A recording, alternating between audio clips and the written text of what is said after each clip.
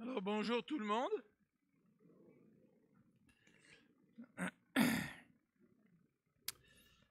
Ce matin, quand ma femme s'est levée, elle me dit « Oh, que la lumière est belle !» Je ne sais pas si vous avez pu regarder à travers la fenêtre de chez vous le soleil qui brillait dans les feuilles de toutes les couleurs de notre maison, notre salle de bain ou même de la cuisine. On pouvait voir cette luminosité ce matin, c'était vraiment toute beauté. Et j'ai dit à ma femme, ça nous change un peu de la grisaille de l'automne, hein, de la pluie ou du temps maussade, les belles couleurs du printemps, pas du printemps, de l'automne. C'est vrai que l'automne, c'est la saison préférée de ma femme, mais moi, j'aime bien quand il fait chaud. C'est peut-être pour ça que le printemps revient malgré tout. Alors, on a commencé depuis une couple de semaines une série d'études sur l'Église. Et dimanche dernier, ou il y a 2 semaines, on a regardé qu'est-ce que c'était que l'Église. Sam nous a parlé de l'Église aussi auparavant, ainsi que Vincent. Et aujourd'hui, on va continuer dans cette même veine pour regarder ensemble quelques métaphores employées pour désigner l'Église. Et la première expression qui est employée pour désigner l'Église dans le Nouveau Testament, eh bien, c'est une expression qui est tirée de l'Ancien Testament. L'Église, c'est le peuple de Dieu. Alors, c'est un petit peu une expression qui est prête à confusion aujourd'hui.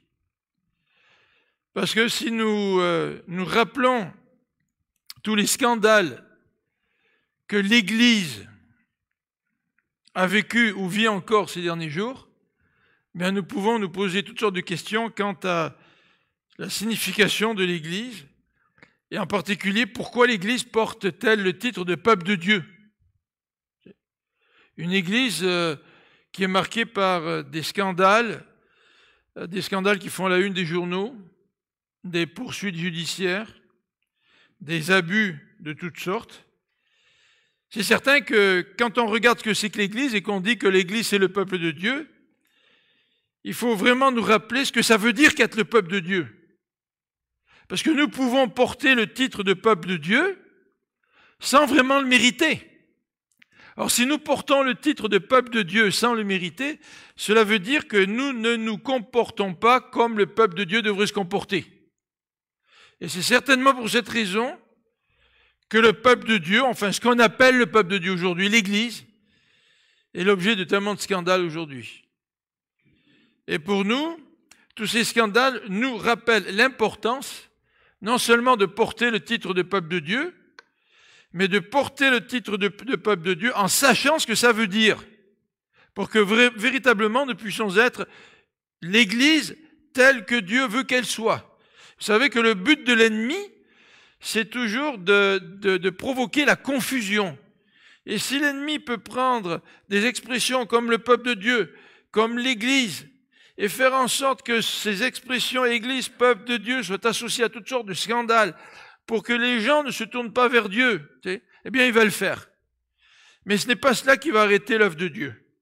Parce que Dieu est souverain et Dieu accomplit ce qu'il veut accomplir. Et ceci malgré les critiques, malgré les échecs de ce qu'on appelle Église aujourd'hui. Dieu attire encore des gens à lui. Et Dieu incorpore encore dans son Église des gens qui par la foi l'acceptent dans leur vie. Mais pour nous, donc, c'est important de savoir qu'est-ce que c'est que l'Église. C'est important de savoir que si nous portons le titre de peuple de Dieu, ça a une signification, que nous ne puissions pas porter ce titre pour que ce peuple, cette Église soit diffamée, mais qu'en fait nous puissions porter ce titre de peuple de Dieu avec fierté, mais aussi avec fidélité. Donc j'aimerais lire ce matin un verset, puis on va commenter ce verset en faisant référence à un texte de l'Ancien Testament, et après on fera aussi référence à un autre texte du Nouveau Testament. Mais le verset de départ se trouve dans Tite au chapitre 2. Donc j'aimerais que l'on puisse lire ensemble Tite au chapitre 2, et nous aurons un verset sur lequel nous allons mettre un accent particulier. Titre chapitre 2, c'est le verset 14. Dans Tite chapitre 2, verset 14. Si vous me permettez une petite parenthèse, si aujourd'hui dans notre société, nous retrouvons toutes sortes de gens qui sont les promoteurs de la laïcité, mais une laïcité qui ne laisse aucune place à l'Église ou à la religion, même si nous avons des professeurs dans nos écoles, soit au cégep ou à l'université ou même au secondaire, qui essaient de nous convaincre que Dieu n'existe pas, bien peut-être que la faute réside dans ce mauvais témoignage que l'Église a donné au travers des dernières décennies. Et que quand l'Église blesse le peuple, ben c'est certain que le peuple ne va pas se retourner vers elle. Mais heureusement que l'Église, ce n'est pas Dieu. Et c'est à nous à montrer que Dieu n'est pas dans des églises qui ne lui sont pas fidèles. Et que Dieu et l'Église et son Église est autre chose que ce que les gens ont perçu à travers leur expérience négative. Alors lisons donc Tite 2, verset 14. Donc c'est le Christ, notre Sauveur.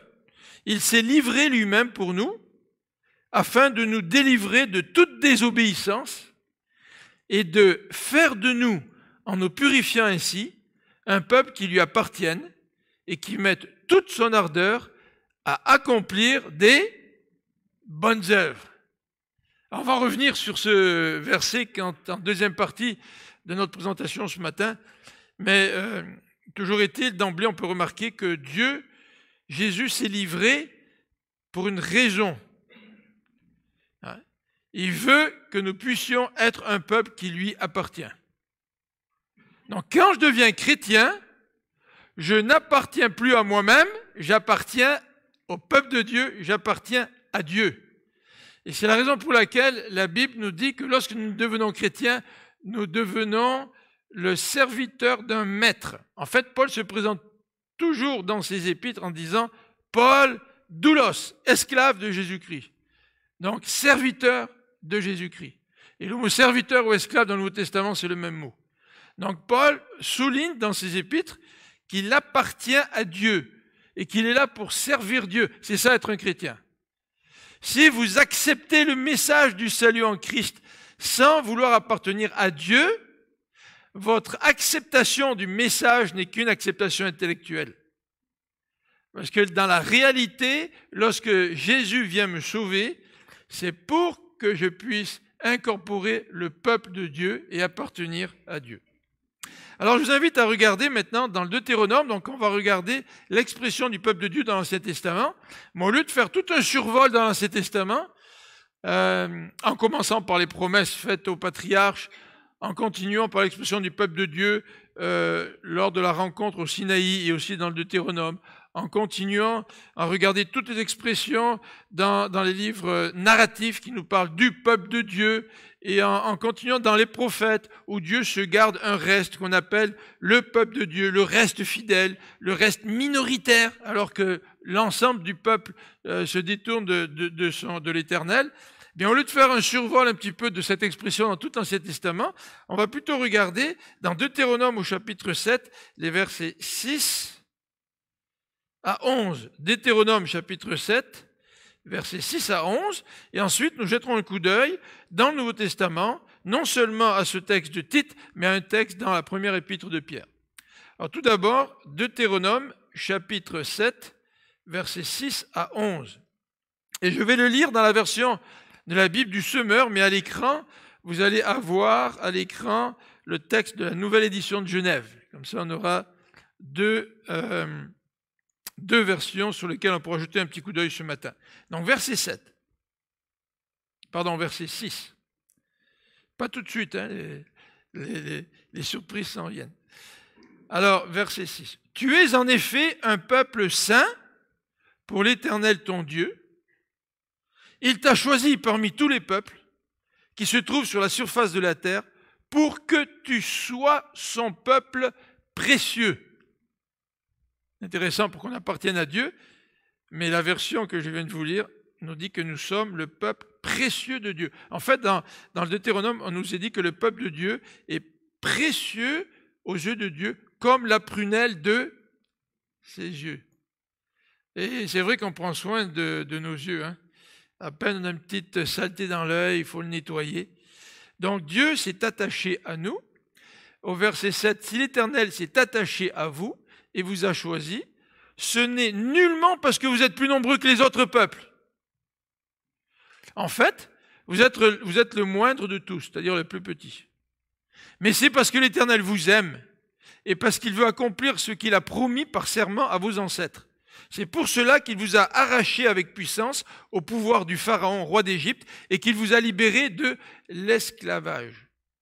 Reconnais donc que l'Éternel ton Dieu est le seul vrai Dieu, un Dieu fidèle à son alliance, en témoignant de l'amour pour 1000 générations envers ceux qu'il aime et qui obéissent à ses commandements. Mais il rend directement leur dû à ceux qui le haïssent et les fait périr.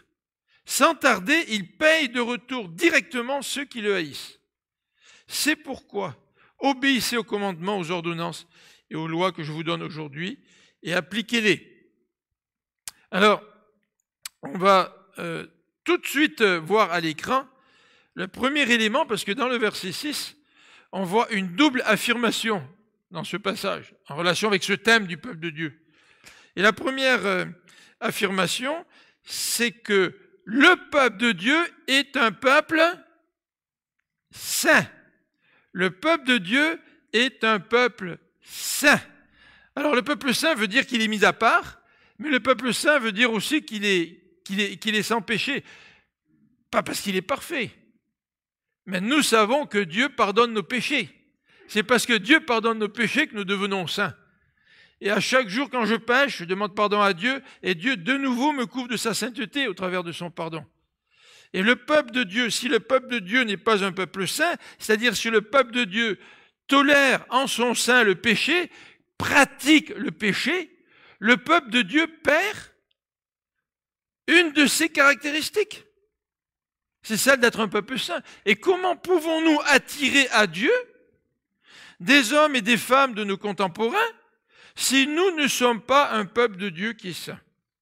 En fait, on reviendra sur ce thème-là, puisque une expression utilisée pour désigner l'Église de Dieu, c'est que l'Église est le temple du Saint-Esprit. Et quand on parle de temple du Saint-Esprit, on parle d'un lieu saint, un lieu mis à part.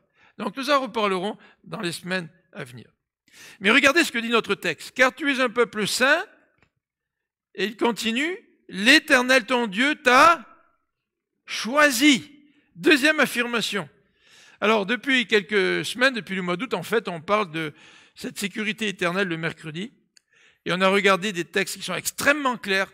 Personne ne les ravira de ma main, dit Jésus. Ceux que le Père m'a donnés, personne ne les ravira de la main du Père. C'est extrêmement fort, ça, comme texte biblique. On a regardé plusieurs autres. Maintenant, le mercredi, on est en train de regarder des textes qui semblent dire le contraire. Est-ce que ce salut, on peut le perdre? Est-ce qu'il existe vraiment une sécurité éternelle? Mais toujours est-il, quand on étudie ces thèmes-là, il y a des expressions qui nous fatiguent. Que Dieu m'ait choisi. Et là, on se dit, c'est intéressant, si Dieu m'a choisi, c'est peut-être parce que je ne suis pas si mauvais que ça. Alors, sans expliquer tout ce que le reste de la Bible explique, déjà dans ce passage, il nous est dit que si Dieu s'est attaché à son peuple et l'a choisi au verset 7, c'est pas parce qu'il était plus nombreux que les autres. Cela signifie que Dieu n'a pas choisi son peuple à cause de certaines vertus spéciales que son peuple avait. Puisque Dieu dit, t'es le plus petit parmi les peuples. Si j'avais voulu choisir un peuple qui le méritait, j'aurais pu choisir le peuple d'Égypte avec toute sa civilisation, son savoir, ses architectures, ses dynasties, ou j'aurais pu choisir, par exemple, les Assyriens ou les Babyloniens, dont la culture était beaucoup plus développée, beaucoup plus grande en quelque sorte, des peuples qui rayonnaient davantage qu'un petit peuple d'une couple de millions d'habitants là, qui s'est retrouvé esclave en Égypte. Donc ça nous fatigue, que Dieu nous choisisse, alors que en moi, je n'ai rien qui puisse justifier ce choix. La seule raison pour laquelle Dieu nous a choisis, le verset 7 nous dit, Dieu s'est attaché à vous et il vous a choisi parce qu'il vous aime. C'est tout. Alors nous avons ici une double affirmation. Le peuple de Dieu, quand on dit que l'Église est le peuple de Dieu, c'est que c'est un peuple saint et c'est un peuple qui a été choisi par Dieu. Donc, si nous vivons dans la sainteté, et si nous nous rappelons que le choix que Dieu a fait de moi, de vous, c'est un choix que personne d'entre nous ne mérite, ben ça modifie complètement le portrait de qui nous sommes et ce que nous devons faire en tant qu'Église, en tant que peuple de Dieu. Alors regardez quand même dans ce verset 6, non seulement le texte affirme « Tu es un peuple saint, Dieu t'a choisi », mais il nous le dit à 2 reprises « Pour l'Éternel ton Dieu ». Pour l'Éternel ton Dieu, il t'a choisi. Pour l'Éternel ton Dieu, le peuple est saint. Pour que tu lui appartiennes, pour que tu sois à lui. Tu fais partie du peuple de Dieu. Dieu t'a choisi pour que tu fasses partie du peuple de Dieu. Dieu t'a pas choisi pour te donner une vie d'un jardin de roses. Tu sais, où tout aille bien là. Puis que tu n'aies pas de problème. Dieu t'a pas choisi pour donner une assurance.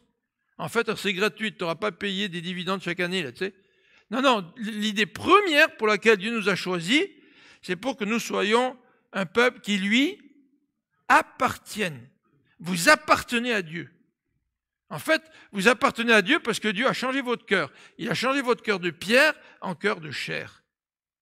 Et il nous a, en quelque sorte, scellés du Saint-Esprit. Il a pris un fer rouge, si on veut prendre une image, et il nous a collé sur le corps ses initiales à lui. Pour que quand les gens nous voient, ils voient Dieu à travers nous. Ils voient le propriétaire de son Église à travers nous. Deuxième élément dans ce passage, donc non seulement nous avons une double affirmation qui nous rappelle que nous sommes un peuple saint, que Dieu nous a choisi pour une raison, pour lui appartenir, pour être à lui, mais dans ce passage, au verset 7, nous avons un autre élément qui est aussi important. Et on va lire le verset 7 et 8, on y a fait allusion. « Ce n'est point parce que vous surpassez en nombre tous les peuples que l'Éternel s'est attaché à vous et qu'il vous a choisi, car vous êtes le moindre de tous les peuples. Mais parce que l'Éternel vous aime, parce qu'il a voulu tenir le serment qu'il avait fait à vos pères, l'Éternel vous a fait sortir par sa main puissante, vous a délivré de la maison de servitude, de la main du Pharaon, du roi d'Égypte. » Regardez la première affirmation dans ces 2 versets. L'Éternel s'est attaché à vous et nous a choisis. L'attachement de Dieu. Si Dieu ne s'attachait pas à moi, si Dieu n'était pas fidèle, ben moi, j'ai tendance souvent à être infidèle. J'ai tendance souvent à m'écarter. J'ai tendance souvent à m'éloigner de lui. Et pourquoi je reste le peuple de Dieu, je continue à faire partie du peuple de Dieu, c'est parce que Dieu s'est attaché à moi. Vous savez ce que c'est qu'un ami fidèle qui s'attache à nous? Même quand on est tanné puis qu'on veut même plus voir personne, l'ami fidèle, il est là. Et l'ami fidèle est là avec tact, avec amour, avec diligence, avec persévérance, malgré nos sautes d'humeur, malgré nos situations parfois difficiles, malgré notre désespoir. Cet ami fidèle s'attache à nous. Et ça, c'est ce que le texte dit. Dieu s'est attaché à son peuple. En fait, si Dieu ne s'était pas attaché à son peuple, il aurait pu le rayer de la surface de la terre depuis longtemps. Vous vous rappelez ce qu'il a dit une fois à Moïse? Il a dit à Moïse, je suis, ça c'est la version québécoise, tanné du peuple d'Israël. Je vais le détruire, puis je vais recommencer un nouveau peuple avec toi. Et Moïse a dit à Dieu, Dieu fais pas ça, il dit, Dieu fais pas ça parce que tu es un Dieu fidèle. Seigneur, aie pitié de ce peuple. Et Dieu a eu pitié de ce peuple. Et le peuple, à travers toute l'histoire de l'Ancien Testament, il s'est détourné de Dieu.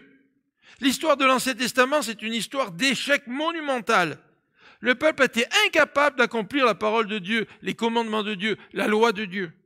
Et le peuple a été envoyé en exil. Et constamment, Dieu est obligé d'intervenir auprès d'un peuple qui le rejette. Pourquoi? Parce que Dieu, c'est un Dieu qui s'attache. Et c'est pour ça que les promesses de Dieu sont accomplies en Jésus-Christ. Parce que Dieu a dit, je ne laisserai pas mon peuple malgré ses échecs. Je vais m'attacher à lui et je vais envoyer Jésus-Christ pour finir cette œuvre que j'ai commencée après la chute. Parce que c'est une œuvre de rédemption, c'est une œuvre de reconstruction. Dieu veut nous reconstruire. Et pour nous reconstruire, Dieu veut qu'on réalise qu'on a besoin de lui. Alors comment le peuple a-t-il réalisé qu'il a besoin de Dieu? Dieu a mis devant lui la loi, accompli la loi. Qu'est-ce que le peuple a fait? Il a été incapable de l'accomplir. Et devant son incapacité, eh bien, ceux qui étaient touchés par Dieu criaient à Dieu en disant « Dieu, il faut que tu fasses quelque chose ». Et c'est dans ce contexte-là que Jésus est venu, pour nous montrer que c'est à cause de Dieu qu'il peut travailler dans notre cœur et qu'il peut nous changer. Nous ne pouvons pas nous changer pour faire plaisir à Dieu. Nous ne pouvons même pas accomplir la loi pour faire plaisir à Dieu. Et si nous sommes acceptés comme peuple de Dieu, c'est à cause de Jésus. C'est parce que Jésus vient nous pardonner, parce que Jésus vient changer notre vie, et non pas parce que nous avons une capacité à l'intérieur de nous qui nous permettrait de rester au sein du peuple de Dieu et de continuer d'être fidèle avec Dieu. Alors au verset 7a, vous avez cette mauvaise raison pour laquelle Dieu s'est attaché à nous. Regardez le verset 7a. « Ce n'est point parce que vous surpassez en nombre tous les peuples. Ne croyons pas ce mensonge qui nous pousserait à penser que si Dieu s'attache à nous, c'est parce qu'on a quelque chose de bon en nous. Ce n'est pas vrai. Il n'y a personne qui a suffisamment de bien en lui pour que Dieu puisse s'attacher à lui. » Et dernier élément dans ce verset, nous avons une double raison pour laquelle Dieu s'attache à nous. Nous qui sommes le peuple de Dieu, c'est parce que Dieu nous aime et parce qu'il a voulu tenir le serment qu'il a fait à nos pères. Alors quel serment il a fait à nos pères, Dieu? Dieu, à Abraham, à Isaac, au patriarche, a fait un serment. Il a dit, de vous va sortir un peuple. Et ce peuple va être pendant 400 ans, 430 ans esclave en Égypte. Et je vais le libérer de l'esclavage. Et pourquoi Dieu s'attache à nous? Il s'attache à nous parce qu'il nous aime et parce qu'il a voulu nous libérer de l'esclavage du péché. Mais pourquoi nous a-t-il libérés de l'esclavage du péché? C'est pour que nous lui appartenons. Arrêtons de penser que la vie chrétienne, c'est juste la libération du péché, puis un ticket pour aller au ciel. C'est pas vrai. C'est plus que ça. Le vrai chrétien qui a été transformé par Dieu comprend que Dieu l'a libéré de l'esclavage, mais il comprend que Dieu l'a libéré de l'esclavage pour qu'il devienne le peuple de Dieu, les serviteurs de Dieu, les esclaves de Dieu. Avez-vous accepté dans votre vie d'être l'esclave de Dieu? Vous savez, dans un milieu contemporain comme le nôtre, c'est un message complètement révolutionnaire. Accepter d'être l'esclave de quelqu'un. En tous les cas, ce n'est pas du tout ce qui est enseigné dans la société aujourd'hui. La société nous est dit, sois ton propre Dieu, assis-toi au centre de ta vie, règne sur le centre de ta vie. Mais finalement, la société, ce qu'elle est en train de dire à chacun d'entre nous, nous sommes nos propres dieux, nous travaillons pour nos propres intérêts, et mis ensemble, nous affrontons les uns les autres dans une guerre de pouvoir pour pouvoir satisfaire nos propres intérêts. Mais le Seigneur nous dit, non, non, ce que je veux de toi, c'est que tu m'acceptes comme ton maître, parce que moi je t'aime, et je veux te donner ce qui est le meilleur pour toi dans ta vie, et même dans la vie sociale. Imaginez-vous des vrais chrétiens qui formeraient toute notre société. Des chrétiens qui mettent en pratique l'enseignement du Christ. Des gens qui sont complètement transformés. Des gens qui acceptent d'être les serviteurs de Dieu. Ça changerait totalement notre société. Notre société serait complètement bouleversée. Et notre société ne serait pas une pseudo-église chrétienne qui provoque toutes sortes de scandales et qui pousse les gens à s'éloigner de Dieu. Dans le verset qui suit, nous avons une attente de Dieu. Non seulement le texte nous dit que nous sommes le peuple de Dieu dans ce passage, non seulement le texte nous explique pourquoi nous sommes le peuple de Dieu, mais le texte nous parle de l'attente de Dieu au verset 9 et 11. Alors voici ce que Moïse dit dans ce passage. Sache donc, d'abord au verset 9, sache donc que c'est l'Éternel ton Dieu qui est Dieu. Ce Dieu fidèle garde son alliance et sa miséricorde jusqu'à la 1000e génération envers ceux qu'il aime et qui observent ses commandements. Alors il y a 3 éléments dans ces versets 9 à 11. On va regarder d'abord le premier élément, ce que Dieu veut que son peuple sache. Nous sommes le peuple de Dieu, vrai? si vous avez accepté Dieu dans votre vie, si Dieu a changé votre vie, si le Saint-Esprit habite dans votre cœur, si vous avez été pardonné par Dieu, puis vous avez l'assurance de la vie éternelle, ben Dieu veut que vous sachiez quelque chose. Qu'est-ce que Dieu veut que nous sachions? Ben, le premier élément que Dieu veut que nous sachions, c'est que l'Éternel est le seul vrai Dieu. Et ça revient constamment, c'est le problème fondamental du peuple d'Israël qui a toujours voulu flirter avec les autres dieux. Et nous ne sommes pas différents, même si nous vivons au XXIe siècle. Est-ce que nous ne flirtons pas avec d'autres dieux qui portent notre nom?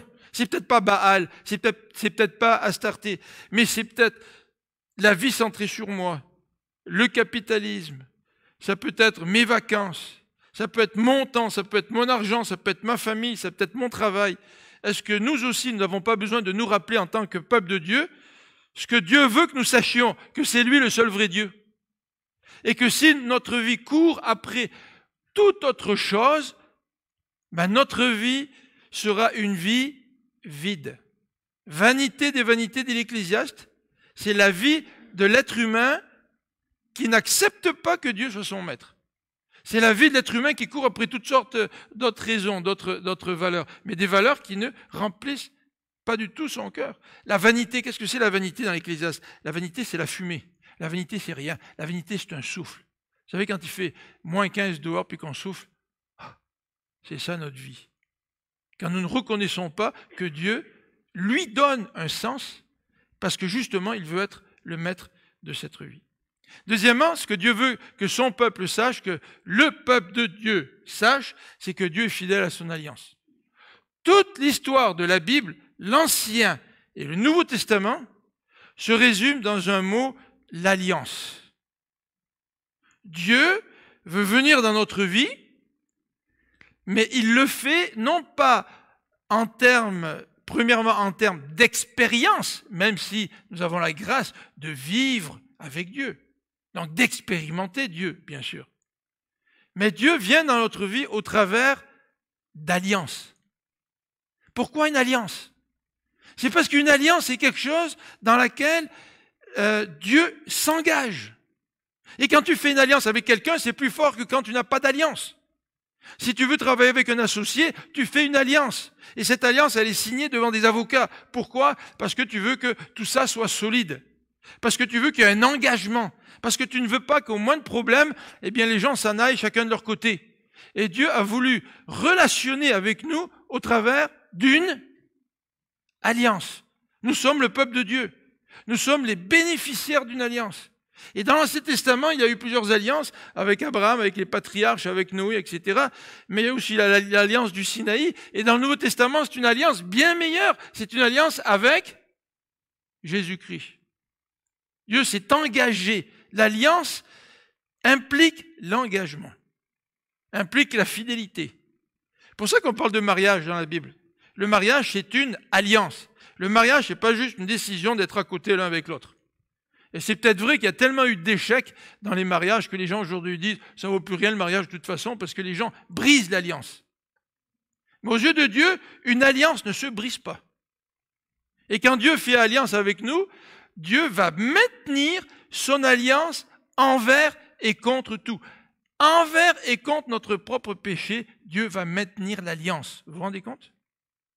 Combien nous sommes privilégiés d'être le peuple de Dieu, d'avoir un Dieu qui a fait alliance avec toi, avec moi, et que cette alliance va s'accomplir envers et contre tout. Quel grand Dieu!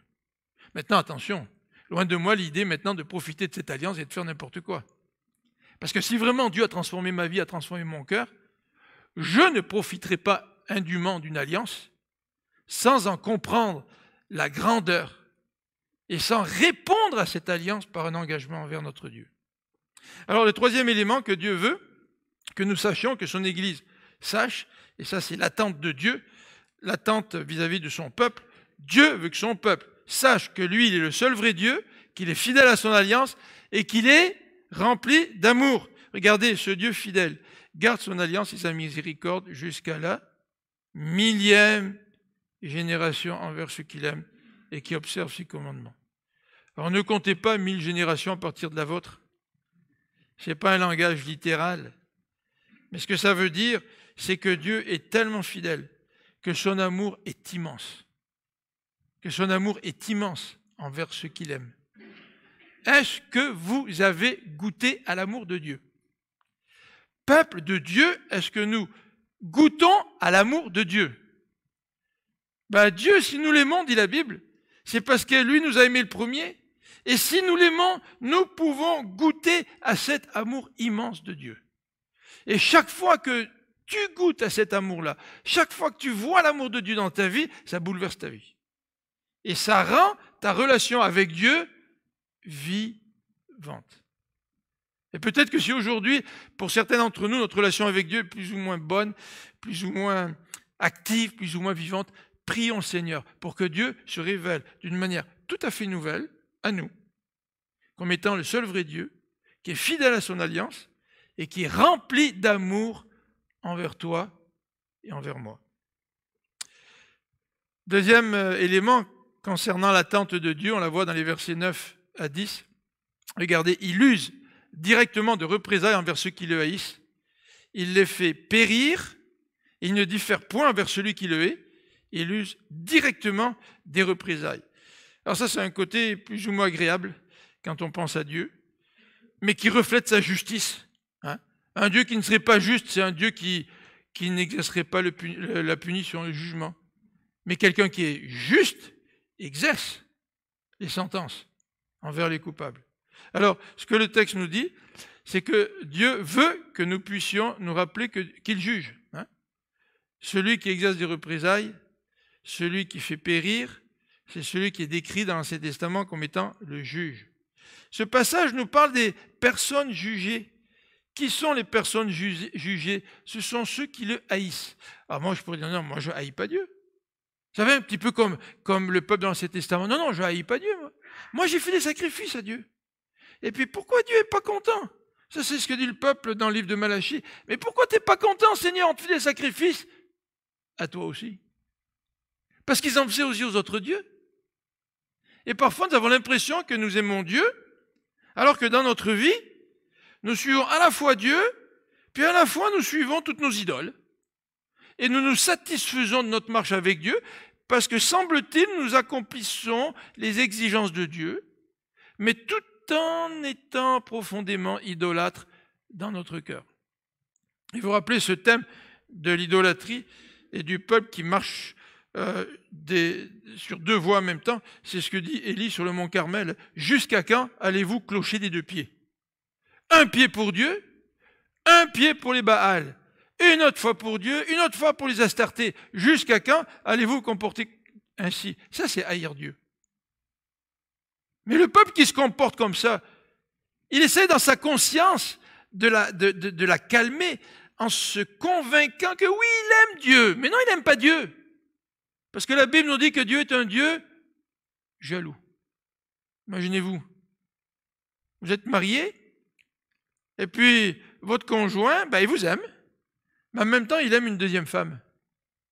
Et puis il essaie de se convaincre en disant, mais oui, mais je l'aime quand même, celle-là avec qui je me suis marié. Ouais, mais tu sais, j'aime aussi l'autre. Est-ce que vraiment c'est un homme qui vous aime pleinement? Ou est-ce que c'est un homme infidèle? Et parfois, notre infidélité, nous la justifions. Alors qu'aux yeux de Dieu, nous le haïssons. Et c'est la raison pour laquelle Dieu veut que nous puissions nous rappeler, nous le peuple de Dieu, que Dieu juge. Et l'expression « il ne diffère point » veut dire que Dieu ne tarde pas dans son jugement. En fait, Dieu nous dit que le jugement commence par la maison de l'Éternel. Le peuple de Dieu, il est le peuple d'un Dieu qui juge sa propre maison, sa propre église. Soyons donc fidèles. Parce que si nous ne sommes pas fidèles, Dieu va nous juger. Ah, bien sûr, si nous lui appartenons. Mais le fait d'appartenir à Dieu ne nous fait pas échapper au jugement de Dieu lorsque nous le méritons. En fait, le Seigneur le dit dans l'Épître aux Hébreux, Dieu nous châtie comme un père qui aime ses enfants. Troisième élément, dans cette attente de Dieu, c'est les versets 9 et 11. Ainsi, observe les commandements, les lois et les ordonnances que je te prescris aujourd'hui et mets-les en pratique. Dieu s'attend à ce que son peuple obéisse. Ok, l'Ancien Testament, c'est l'histoire d'un peuple infidèle qui n'a pas pu mettre en pratique les commandements de Dieu. Vrai? Mais l'histoire du Nouveau Testament, c'est l'histoire d'une nouvelle alliance dans laquelle Dieu arrache mon cœur de pierre et me met un cœur de chair. Ça veut dire que c'est une alliance dans laquelle le Saint-Esprit vient habiter en moi. Donc c'est une alliance dans laquelle il y a un changement intérieur. Contrairement à l'Ancien Testament, où extérieurement le peuple était incapable de mettre les lois de Dieu en pratique, dans le Nouveau Testament, Dieu fait un changement intérieur pour que nous puissions mettre en pratique les commandements de Dieu. Ces commandements, ces lois, ces ordonnances, Jésus a dit, je ne suis pas venu pour abolir la loi, mais je suis venu pour accomplir la loi. Et dans le Sermon sur la montagne, dans Matthieu 5, Jésus dit, vous avez entendu dire, tu ne commettras pas de meurtre, mais moi je vous dis. Donc Jésus est en train de dire, voici l'esprit de la loi. Et Jésus est en train de dire, voici comment vous devriez accomplir la loi. Non pas d'une façon légaliste, moi je n'ai pas commis de meurtre. Mais Jésus dit, tu es un meurtrier si tu traites ton frère de raca ou de moron. C'est exactement ce qui est dit dans le grec, moron. Ça donne l'expression moron en québécois, c'est-à-dire fou, insensé.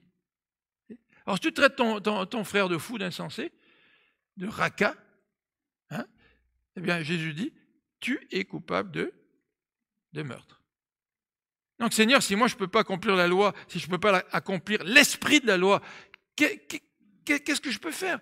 Bien Jésus dit, viens à moi et moi je changerai ton cœur.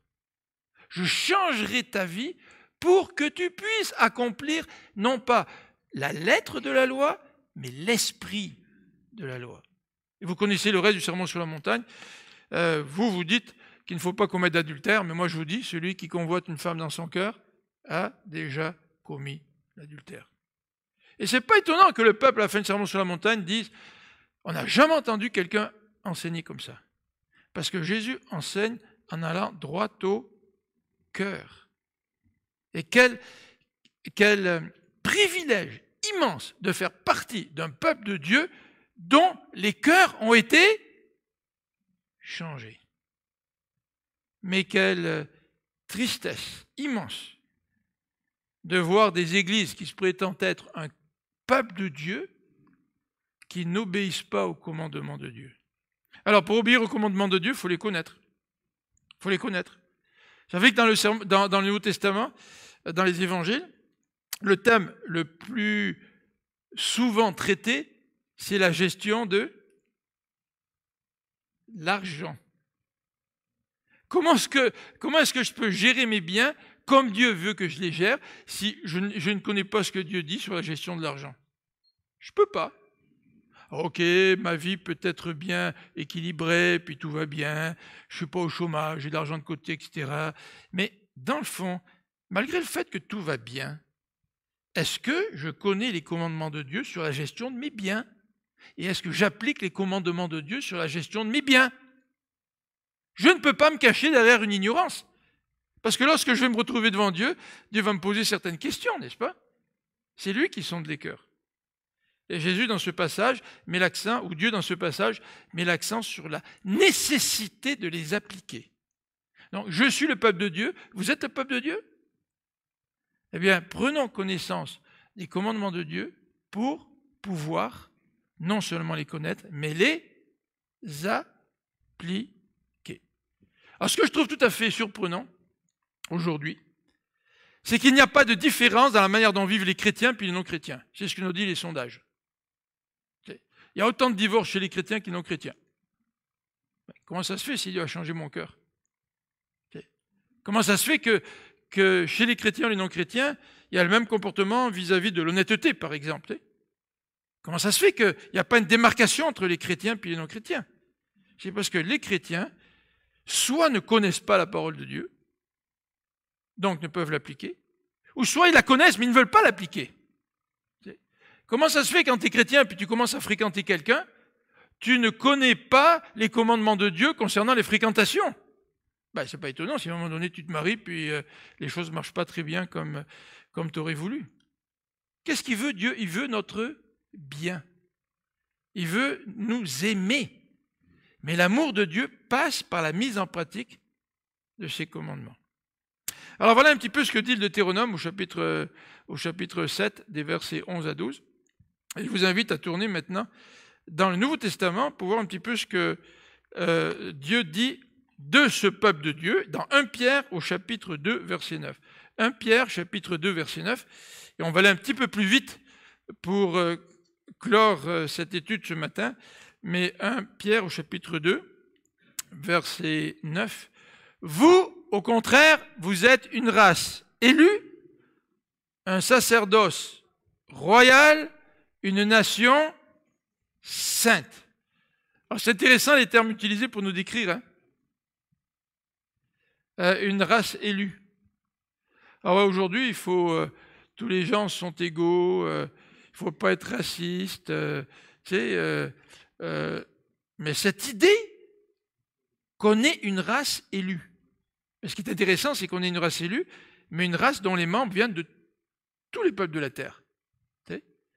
Mais le texte dit que le peuple de Dieu, c'est une race élue. On a été choisi. On revient avec cette idée du Deutéronome. Deuxièmement, dans ce passage, il nous dit, vous êtes une nation sainte.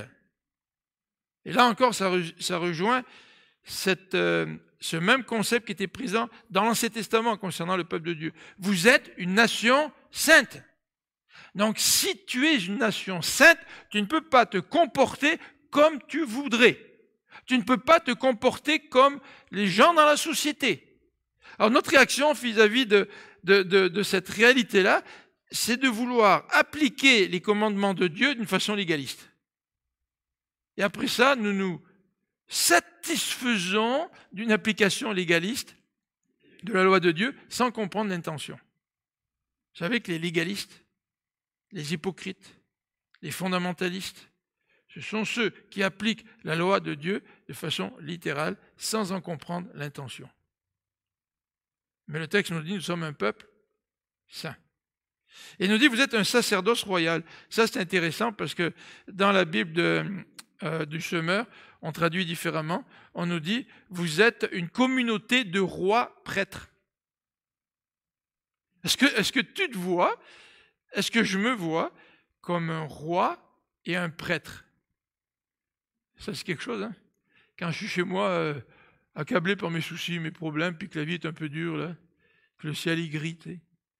Je n'ai pas tendance à me voir comme un roi et un prophète et un prêtre. En fait, qu'est-ce que ces expressions veulent dire? Ces expressions veulent dire que le peuple de Dieu est formé d'individus qui représentent Dieu. Le roi représentait Dieu.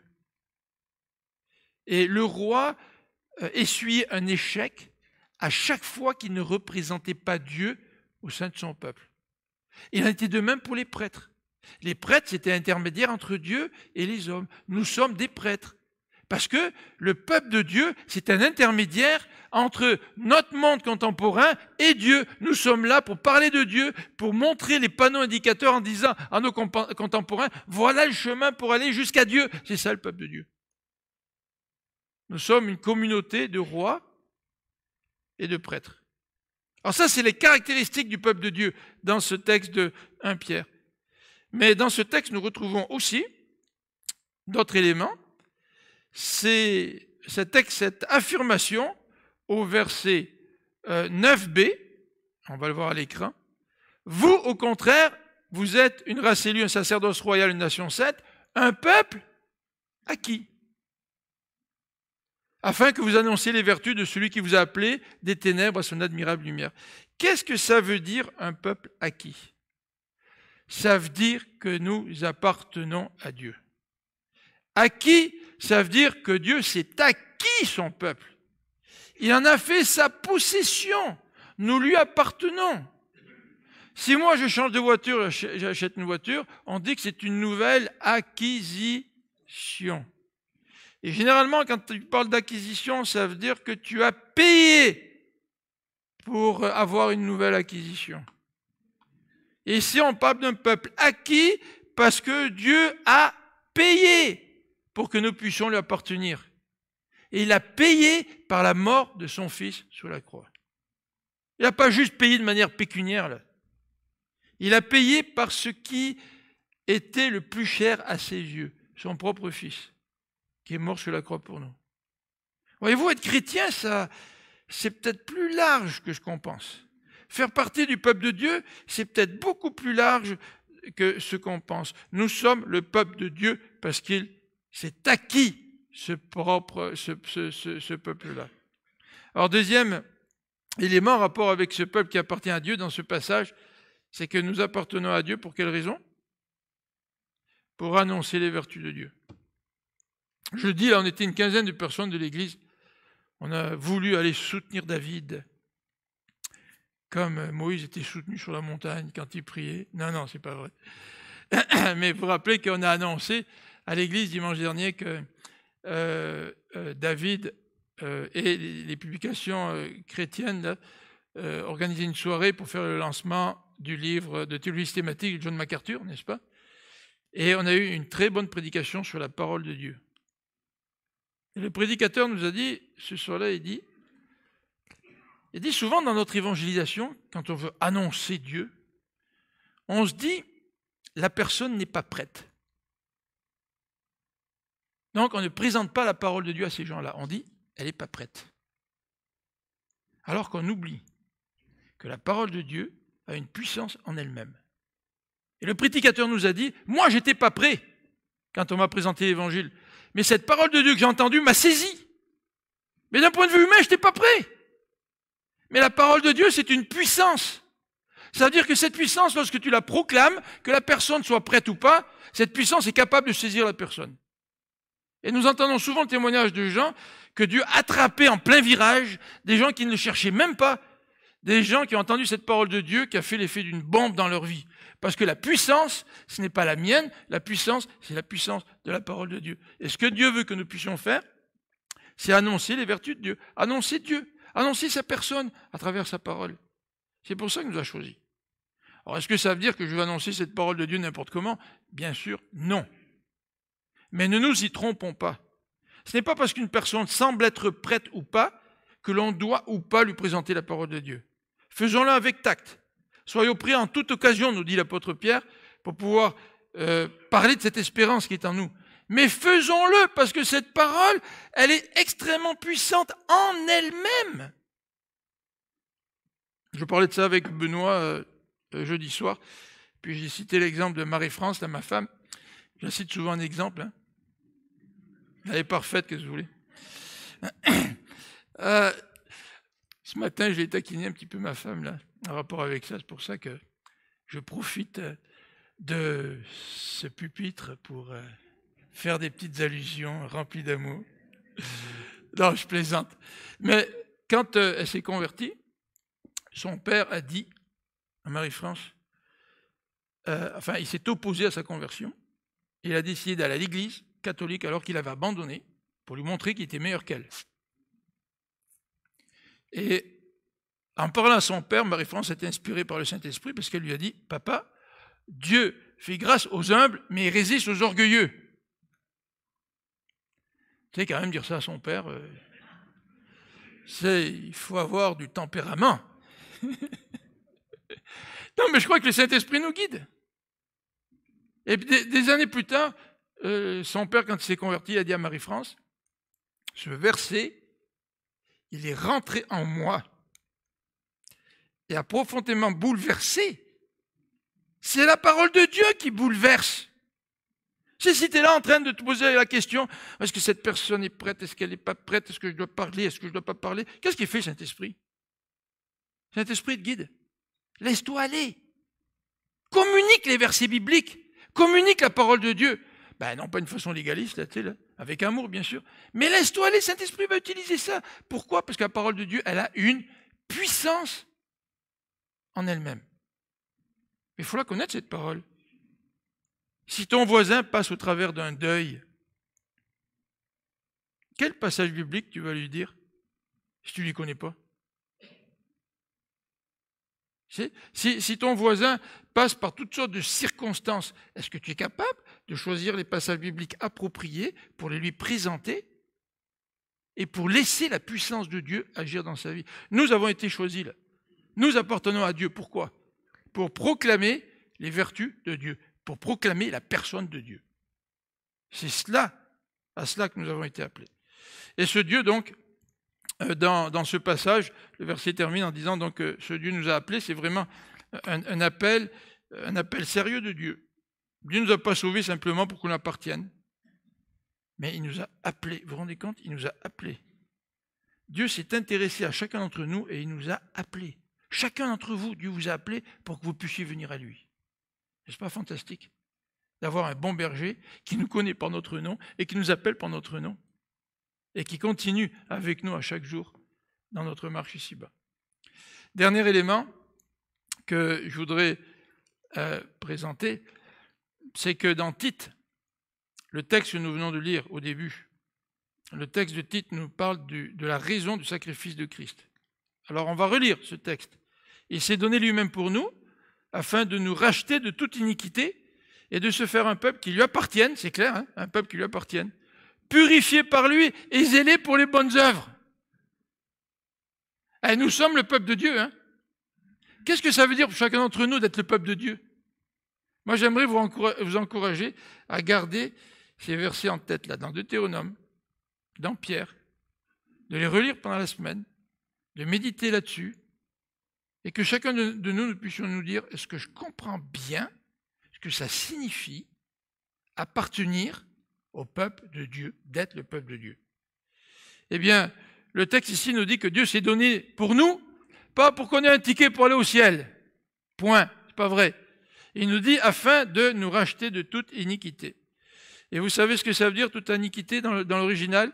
C'est de nous racheter d'une loi, d'une vie sans loi. Une vie où on fait n'importe quoi, sans principe. Dieu veut nous racheter de cette vie-là qui mène à la mort. Et le texte nous dit aussi que Dieu s'est donné pour se choisir un peuple et il s'est donné afin que ce peuple puisse être purifié.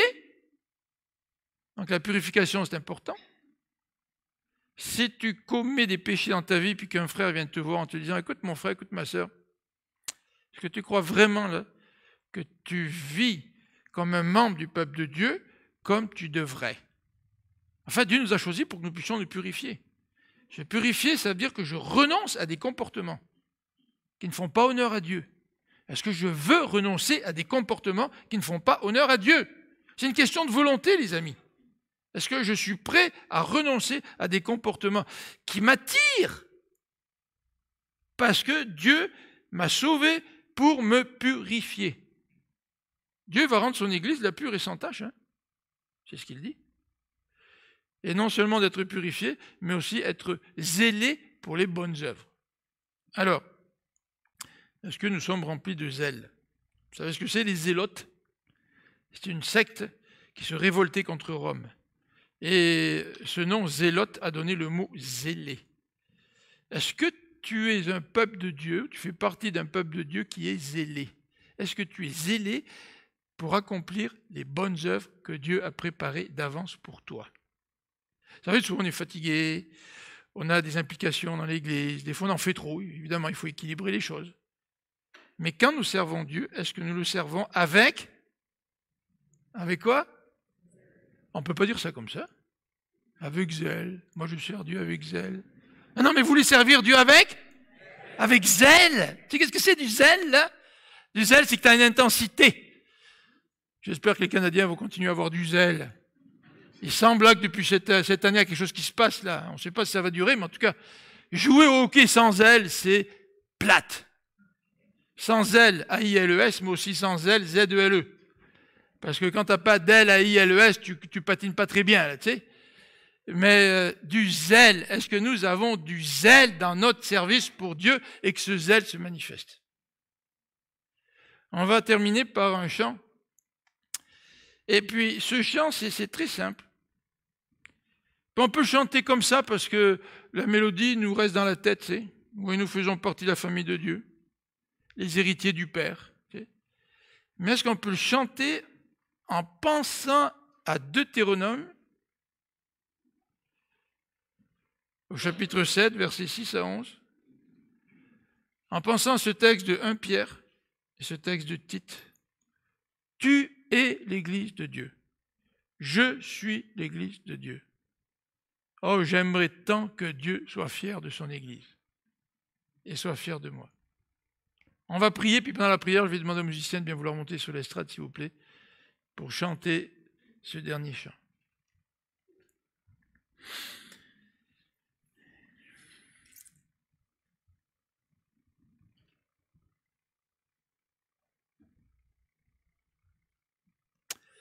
Seigneur notre Dieu, tu nous rappelles ce matin qu'est-ce que c'est que le peuple de Dieu.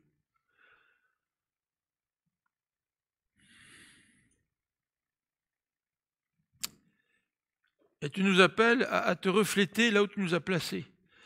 Mais si je me mets dans les souliers de ceux qui me regardent, si nous nous plaçons dans la peau de ceux qui vivent autour de nous, que voient-ils lorsqu'ils nous regardent? Ben oui, ils voient le peuple de Dieu, oui. Mais quel genre de peuple de Dieu? Un peuple saint? Un peuple qui est rempli de zèle? Un peuple qui est fidèle à son Dieu? Un peuple qui a été transformé? Est-ce que, Seigneur, nos propres enfants qui nous regardent du lundi au vendredi, pas simplement le dimanche à l'église, quand on tape des mains peut-être en chantant, mais qui nous voient au quotidien, que voient-ils de nous? Seigneur, nous avons besoin de méditer ces textes, pas simplement d'entendre une prédication ce matin, là, mais de méditer ces textes pour que la réalité de l'appartenance à Dieu, la réalité de notre appartenance au peuple de Dieu puisse éclater dans notre vie. Seigneur, c'est notre identité d'appartenir au peuple de Dieu. Seigneur, solidifie cette identité en nous, afin que cette réalité de l'appartenance au peuple de Dieu, elle puisse jaillir constamment autour de nous et qu'elle puisse servir d'aimant qui attire les autres à toi.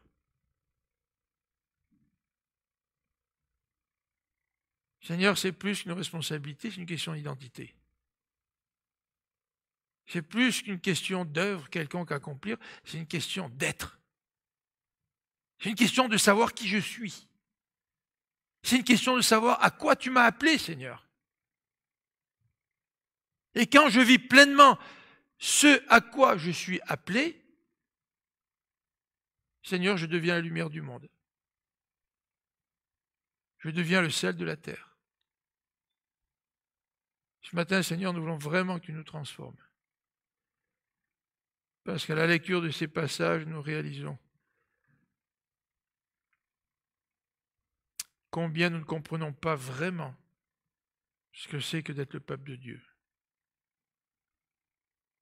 Seigneur, transforme-nous. Transforme-moi de l'intérieur pour que je puisse vivre davantage, jour après jour, la réalité de cette nouvelle identité. Seigneur, des gens peuvent vouloir convaincre tout leur entourage. Par exemple, de la souveraineté du Québec, Seigneur. Ou peut-être de d'autres philosophies quelconques. Et Seigneur, ça les prend tellement qu'ils sont prêts à faire toutes sortes de choses. Qu'ils sont prêts à en parler durant les rencontres de famille. Même parfois au point d'exagérer peut-être. Mais Seigneur, ils sont peut-être prêts à aller dans la rue pour manifester. Ils sont peut-être prêts à faire partie d'un groupe politique ou d'un groupe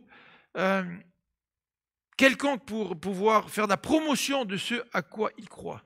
Parce qu'ils ont trouvé dans cette philosophie, dans cette orientation politique, dans cette religion, une identité. Seigneur, tu nous rappelles ce matin, quelle est notre identité? Mais que cette identité puisse avoir de l'impact pratique dans notre quotidien. Que nous puissions attirer des hommes et des femmes à toi, Seigneur. Seigneur, c'est bien plus qu'aller dehors et puis de présenter l'évangile, ça. Ça, c'est une question de vie, c'est une question de cœur, c'est une question d'intérieur, c'est une question de changement. Et même si nous t'appartenons aujourd'hui, Seigneur, continue de nous changer. On a tellement besoin que tu nous changes. On a tellement besoin que tu nous transformes. Et si, Seigneur, ce matin, quelqu'un n'est pas à toi, c'est peut-être le moment ce matin d'entendre cet appel de Dieu et de dire à Dieu, oui, je veux faire partie de ton peuple. Je veux t'appartenir. Sauve-moi, pardonne-moi, prends-moi au sein de ta famille. Nous te prions au nom de Jésus-Christ. Amen. Donc, je ne sais pas si les musiciens ont été enlevés pendant la prière, mais je vous invite à venir sur l'estrade.